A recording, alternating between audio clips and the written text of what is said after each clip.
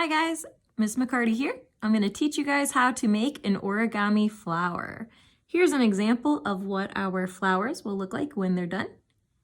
I'm going to do a demonstration down here to show you, and I will put the note card of what that step looks like up here as well. Here we go.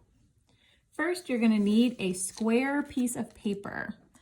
It cannot be a rectangle and absolutely needs to be a square to make this project work. Our first step is to take our paper and fold it in half like a book. So I'm going to take one side and I'm going to push it over to the other. Once I reach the edge and it looks good, as straight as I can, I'm going to hold it with my other hand and with my other finger, make a crease in the middle and then work that crease out to make a fold. So now I have my open side, a fold side, and a folded square. Then step 2, I should say step 3, I'm going to open my paper and I'm going to fold it in half the other way. So now I'm going to take the bottom and I'm going to bring it up to the top. Once I line it up the way I like it, press down in the middle and make a crease. Step 4. I'm going to open it up. And so now my paper looks like a 4 square. I'm going to take my bottom corner down here and I'm going to find the middle spot. So the middle is where those 4 lines intersect and make a little dot in the middle. I'm going to use my finger to show you where my middle is. And I'm going to take my bottom corner and I'm going to bring that corner in and I'm going to try to line it up in that square as much as I can. When I like that, I push down in the middle and make my crease. So now my top layer looks like a triangle. Once I've done that, I'm going to repeat for my other 3 sides. So again, take the bottom corner, bring it up to the middle, and repeat. Corner to the middle, makes a triangle. And I really like to crease my sides really nicely too. Bring that corner in to the middle, line it up, and make a crease. So now it looks like a diagonal, or a diamond, I mean. All right, step number 5. Kind of looks like a kite. I'm gonna turn my paper so that it's just a square. I can find my middle once again, and I'm gonna repeat the same steps.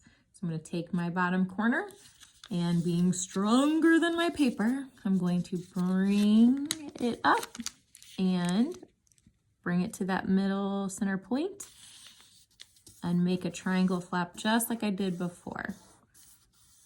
Now I don't have that 4 square guideline to help me, but you just kind of have to use your eyes to eyeball it and get them as close and as straight as possible to make it easier for you later.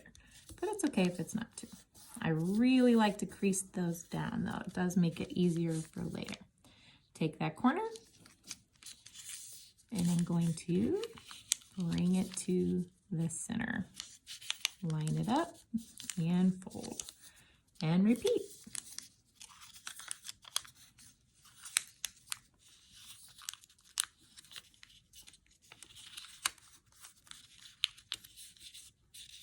Okay, so now I have the same step as I did before where it looks like a kite. All right, step number 6.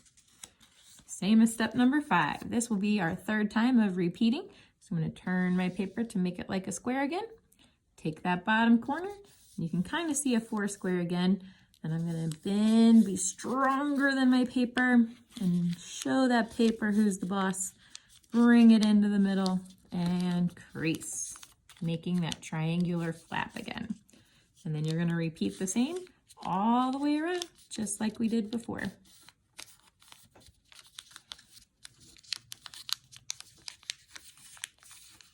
Bring that corner in to the middle. And so essentially our paper is getting smaller and smaller. So we've made squares and triangles. And now we have a small diamond, which will then be a square. Okay. Step number 7. We are going to find our center. You got all these little triangles that come to the middle. And you're going to take the triangular front flap and you're going to bend it backwards to where it kind of sticks out like a triangle, but you can still see part of the square behind it. And then the tip of that triangle goes past the top of my square. So I'm just bending it backwards to stick out over that piece. Then I'm going to rotate it and I'm going to repeat the same process for all 4 sides. So the tip of the triangle in the middle, bend it backwards and let it stick out over the edge of the top of the square.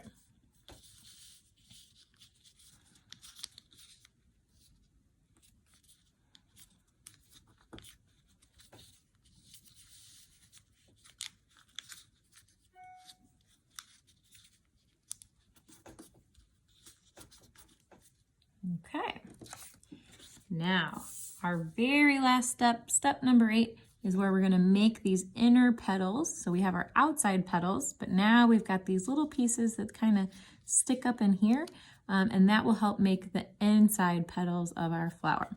So what we do on one side, we're going to do on all the others. I'm going to take the tip of this inside piece, and I'm going to see how it makes like a square in here. I'm going to bend that back and kind of turn it into where it fits into this crevice, but it's going to make a triangle and kind of stick up like that. Then I will rotate and do the same thing on all the other sides too. So I bend it backwards to make a triangle. Take that tip, flip it up, flip it back, crease, makes a triangle. Rotate and repeat. Okay, so now I've got those, and you'll notice there's even smaller ones on the inside. So I've got these little pieces too, and you can use those and do the same process. Same thing. So flip it back, make a little triangle, rotate and repeat. And then just flip up those flaps, making those little triangles, rotate and repeat until you have no little flaps left. And then you're done. There's your beautiful flower. You could even spray it with perfume so it smells pretty. You could give it a stem, put it in a jar or a vase for your mom, and wish her a happy Mother's Day. And if there was any point in this video where you got confused, you can always pause and rewind, and hopefully you'll find your steps. Thanks for watching.